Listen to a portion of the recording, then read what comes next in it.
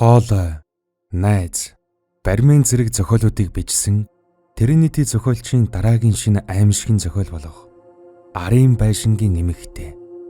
Ийм бүгд бүтэн хувилбараар орлоо. Арын байшингийн эмэгтэй. Зохиолыг бичсэн Тринити. Дуу оруулсан Б. Оргилволд.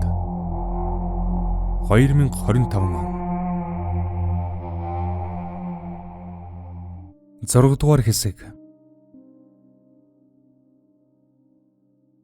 Гэр дотроо бүхий л өрөөнүүдээр хэд дахин самна нэгжсэн ч утсаа олсонгүй. Магадгүй өдөр гар утсаа вайшиндаа үлдээгээгүй авч хараад тоошоо эмийн сан руу уруудж явахдаа гээж гисэн болов гэж бодож үзэв. Эцэстэн бүр хайж зөхөөд бууж өглөө. Гар утсан хаан чим гээж гэж. Цонхныхон хажууд суугаад жалга руу ороод гацчихсан машинан харахаас л гуниг төрнө. Хойр хавар хүн амтан явж харагдвал гар утсан хэрэглүүлээч гэж гуйж үзмээр. Гэвч хинч явж харагдсангүй. Өнөө мө ээрүү хүрлээ хүртэл байдгүй. Бэ гэдэг хүн ердөө ингээд л уулын мохорт ганцаархнан гээгдэж орхио юу гэлтэй. Доошоо зам руу алхаж, үгүй ядаж өнөө мө тэрэгэнцэртэй эмээ дээрэн очиж удсаар нь амьтан хүн рүү залгадаг юм билүү гэж бодсон ч гочоовгийн үгсэн тухай ярьж байсныг нь бодоод дахин тийш зүгэлэхээс зүрхшээлээ.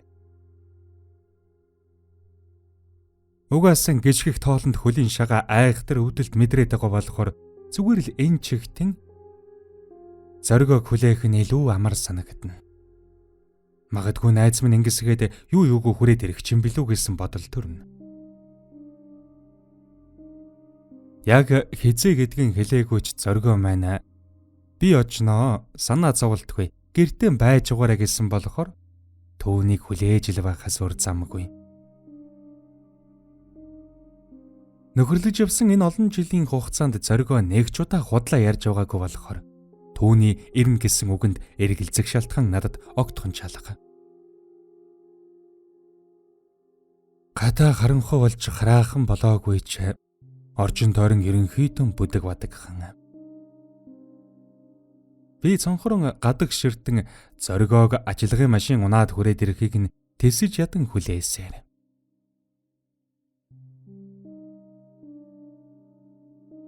Гэтэл яг энэ мөчөд нүдний минь үзүүрт нэг зүйл өртгөн дээр. Өнөөх Арын байшингийн эмэгтэй. Гойлог биетэй залуу эмэгтэй над руу далалсаар энэ имсэглэнт өгөж байна.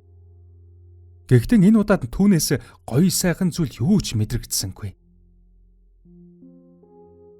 Хар хүрэн шингэн зүйл жавжийг нь даган урсах бөгөөд над руу даллах гарынхан сарв халдсарч холцорчихсон. Магадгүй цусанд будагдаад тэр нь хатчихсан юм уу гэлтэй пад хар юм. Үгүй ерөөсөө л өөрийнхөө хуруунуудыг хигзлэн идчихээд тэр цусанд жавжийг нь даган урсаж байна уу гэлтэй. Би оглохын зочиж цонхноос нь шалав хонголдлоо. Амьд хүн биш, хий үзэгдэл. Эсвэл сүнс чөтгөр байхаас зайлахгүй гэсэн бодол төрж дотор харанхуйлах шиг л. Яагаад мэдсэнгүй зүгээр л хар зөнгөрөн бууйдангийнхаа мухард очиж суужглаа. Өөдрүүгэн харвал ямар тач хаалга мань додроос нь түгжээ тайл байна. Энэ мөчөд би бүр бодох чадвараа чалдах шиг. Цаг хугацаа удааширч бүх зүйл чингүүдэд явчих шиг л. Ийм байснаа эцэст нь би хаалга тогшхыг сонслоо. Тэглэгэд хөдөлсөнгүй. Үгүй хөдөлж чадсангүй гэвэл илүү зохино. Арын байшингийн эмэгтэй хаалга тогшиж байна. Тэр бодтой юм бин гэсэн бүр түүрхэн бодол эргэлдэнэ. Ийм байдалтай хідэн хором өнгөрүүлснийхээ дараа би хаалганы цаана ирсэн эмэгтэй ярихыг сонслоо. Дээрээс юм буулгах гээд ганцаараа чаддгүй. Яалтчгүй эр хүний тусламж хэрэг болоод байх юм. Хамаг юм замбраагүй байна. Би хариу дуурсангүй. хөдөлсөнчгүй. Харын байшингийн эмэгтэй өглөглж байсан үгэн яг тэр чигээр нь дахин нэг удаа давтан хэлж байна. Хэдэн хор мөнгө өрлөө. Өөдөнд ирсэн бүсгүй чимээ чагнан тэр бүхэн хавааран эргэлдээд л байгаа бол та. Тэгснэг нэг хөнгөн инээд алдах шиг болсон үргэлжлүүлээ дээ. Найз чинь ирэхгүй. Одоо бараг өвхөө биз? Хэмээн найланхаа хоолоогоор хэлхэн тэр. Тархит толгой манаас татаад авчихав. Өөрийн ирэхгүй зоргоо хэмээн амандан шивнэлээ. Зоргоо одоо болтол ирэхгүй байгаа нэрэ ийм учиртай юм биш байгаа гэсэн бодол төрж цээжний голоор нэг хар юм зураад өнгөрөв. Бэ гэж нэг үл бийсэн амтан буудлынгийнхан мухард шигдсэн тэр чихтэн. Мөнх харын байшингийн эмэгтэй одоо болтол байшингийн минь гадуур эргэлзээр л байна. Зүгээр ч нэг эргэлдэх биш. Бүр сая хэдэн хормын өмнө цонх руу минь өнгөх гэж оролдсон. Би яаж чадалгүй хөшин суусаар. Хэсэг зур намжим болж хорно. Мөнх эмэгтэйг явчих уу гэж бодов. Гэтэл миний энэ бодлыг таасан аятай мөнх эмэгтэй гэрээ минь гадаа хингэнтэл санаа алдхан сонсогдов. Тэгэнгэн үргэлжлүүлээд байшинг минь тойрон эргэлдэж дахиад л цонх болгоны минь дор хэсэг зур зогсож дээшээ цорох гэж оролдоно.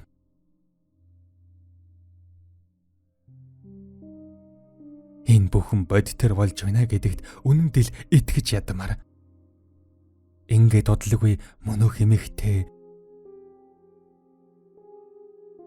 найз чинь хөл толгойн байраа сольсон хөр хорхоо шиг боодолтой амтан эмнэлгийн орон дээр тарчилж байгаа. Хэмээн шүлэг найраг хэлж буй аятай дурж гнуулхан тэр. Хүйтэн хүсч гарч эндээс л яаж ийгээд холдыг хэмээн бодож амжив. Гэтэл яг үүнтэй зэрэгцээд өнөөх эмэгтэй зочны том өрөөний цонхны цаанаас цоргоод гараад ирлээ. Өөлөхийн аргагүй үтсгэлэнтэй дүр төрх. Жавжийг нь даган урссан цус. Эрэмдэг зэрэмдэг 10 хуруу. Хэр бусын инээмсэглэл. Ховсдох гэсэн мэд нэвт цоргисон харц. Дараа нь цонх нэгдлээ. Тэгэд тэр эмэгтэй харсаар байтал байшинт минь ороод ирэв. Надад эр хүний тусламж хэрэгтэй байна гэх шивнсэн үг сонсогдлоо. Эцэст нь би сая нэг ухасгийн өндив. Тэгээд яг л номын хөвчнөөс тавигдсан сом шиг байшингийнхан хаалгаар суг үсрэн гарлаа.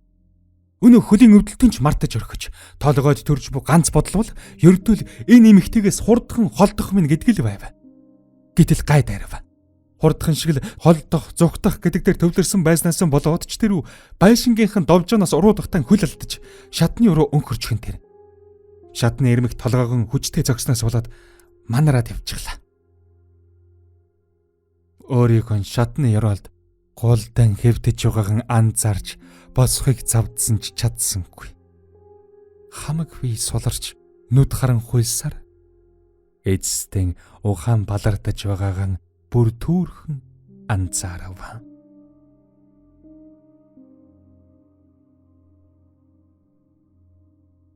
Ухаангүй хэр удснаа мэдх юм алга.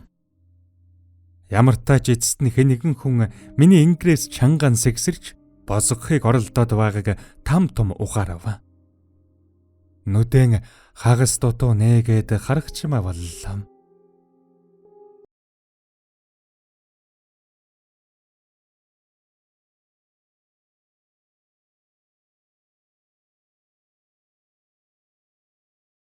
Хэрв та энэхүү зохиолыг яг одоо бүдүүн хувилбараар сонсохыг хүсвэл Mbook аппликейшнээр сонсоорой.